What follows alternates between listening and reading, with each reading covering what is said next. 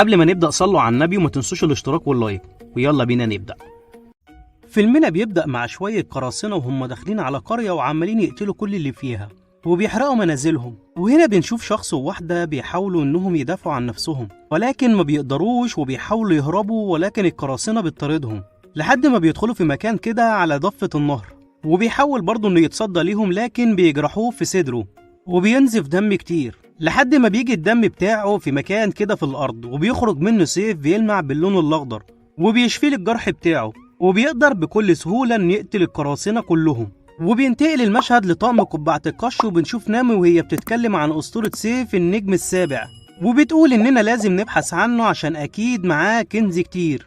وبتعرفها روبن إن سيف النجم السابع بيظهر وقت ما القمر بيكون أحمر لكن بيجيب نصايب لأهل القرية دي، وإنه فقد من زمان ومحدش عارف مكانه، وإن القمر الأحمر بيظهر كل 100 سنة.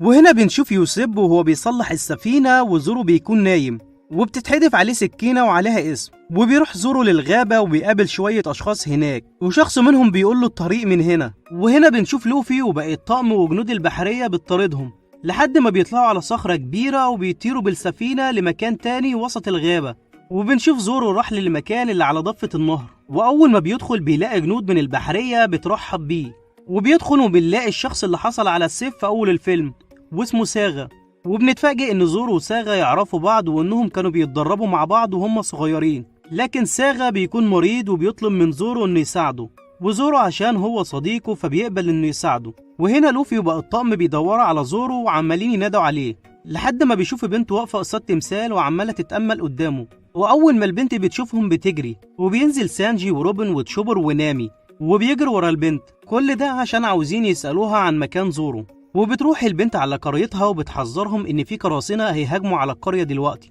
وطبعا أهل القرية بيستعدوا وكله بيجهز سلاحه وبيتجمعوا عشان يحاربوهم. وبيوصل الطقم للقرية وبيقابلوا أهل القرية ومستنيينهم وبيرفعوا عليهم الأسلحة، وبتسألهم رئيسة القرية انتوا عاوزين ايه بالظبط؟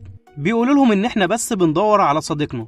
وهم واقفين بيتكلموا بيلاقوا جنود من البحرية بيهاجموا عليهم ومعاهم ناس لابسين لبس القراصنة وبيدمروا القرية فعلا. وفي واحد بيجي قدام سانجي وفجأة بينادي على زورو، وزورو بيدخل وبيضرب ناس من أهل القرية وبيجري على البنت اللي اسمها مايا عشان عاوز ياخد منها البلورات اللي معاها، لكن رئيسة القرية بتقوله إن البلورات دي بتكون كنز القرية، لكن زورو ما بيسمع لهاش لحد ما بياخد منهم البلورات، وبيدور قتال ما بينه وما بين سانجي، لكن زورو بيكون أقوى من سانجي وبيرميه وبيجرحه كمان، وبيأمر شخص منهم لباقي جنود البحرية إنهم ينسحبوا خلاص عشان خدوا اللي هم عاوزينه. وبتقول رئيسة القرية إنهم أخدوا البلورات عشان يحيوا سيف النجم السابع. وبينتقل المشهد للوفي ويوسف وهم راحوا لقاعدة البحرية وبيلاقوا ناس هناك بيتدربوا وبيسألوهم عن زورو لكن مفيش حد بيرد عليهم، وبيقابلوا شخص وبيسألوه بيعرفهم إن زورو جاي كمان شوية، وبياخدهم وبيعرفهم على رئيس القاعدة اللي اسمه ساغا. وساغا بيقول للوفي إن زورو ما بقاش من فريقك خلاص وإنه انضم معانا للقاعدة بتاعتنا. طبعا الكلام ما بيعجبش لوفي وبيتحاربوا هو وساغا، وبعد قتال طويل بيقدر ساغا إنه يهزم لوفي وبيرميه من فوق الجبل وبينط يوسوب كمان معاه. وهنا بنشوف زورو وهو واقف مع ساغا وبيرمي البلورات في بئر عميق جدا. وهنا بنشوف يوسف ولوفي نجوا من سقوط الوعة وقدروا انهم يطلعوا من الغابة.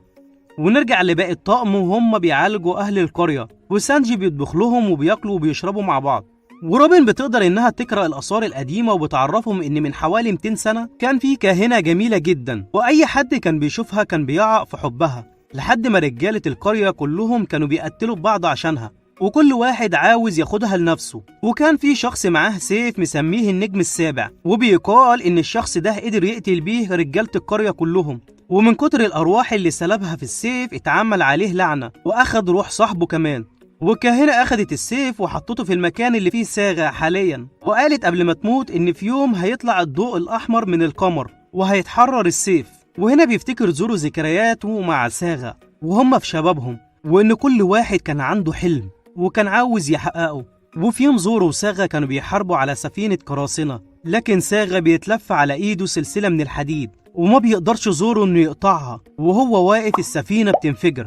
وبتعرفهم مايا ان ساغا اخد السيف عشان يحميها من القراصنة، وإن هو مش شخص سيء، بل بالعكس ده كان طيب جدا، بس السيف هو اللي مسيطر عليه. وهم واقفين بيلاقوا لوفي ويوسوب بيقع عليهم من فوقيهم، وبيطمنوا على لوفي، وبيطلع لوفي البلورات من جيبه، وكله بيكون مستغرب وبيقول له ازاي جبت البلورات دي. بيقول لهم ان هو كان في الكهف وهو ويوسوب ولقاها جواه. وبتعرفهم رئيسة القرية انهم بيقدروا يعملوا طقوس مراسم بتخفض قوة الشر اللي موجودة في السيف، وبكده نقدر اننا نختم السيف من جديد. وبتستعد مايا بعمل طقوس المراسم، وهنا زورو بيمسك السيف الملعون وبيحس بقوة السيف، وبيشوف كل اللي حصل مع ساغا من اول ما مسك السيف، وبيقوله انك لازم تجهز عشان السيف هيستيقظ النهارده. وفجأة بيجي ساغا وبيسيطر عليه السيف وبيتحارب هو وزورو. وبعد قتال طويل أخد وقت طويل بيقدر ساغا إنه يهزم زورو وبيمتص شوية من دمه. وهنا بنشوف مايا قدرت تعمل حاجز بالبلورات عشان يخفضوا قوة السيف، وبيشعر ساغا بضعف في قوته بسبب الحاجز، وبيتحرك بسرعة على مايا وبيضرب الأرض من تحتها وبتقع وبيختفي الحاجز. ولكن لوفي بيشوفه وبيتحاربوا مع بعض، وضربة من هنا على ضربة من هنا قدر لوفي إنه يوقعه على الأرض، لكن بيقوم تاني والسيف بيمتص قوته من القمر الأحمر وبيتحول لشخص هجين كده من قوة السيف. لكن لوفي ما بياكلش معاه الكلام ده وبيبدأ يتواجه مرة تانية، لكن المنتصر المرة دي بيكون لوفي برضه.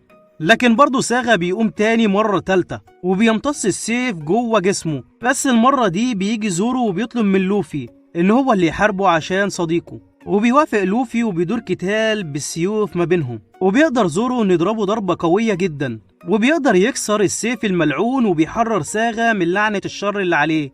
وبس كده وبيرجع ساغا لأهل القرية والمايا، وبيعيشوا في تبات ونبات وبيخلفوا صبيان وبنات، وبيمشي لوفي هو والطقم وبيخلص الفيلم.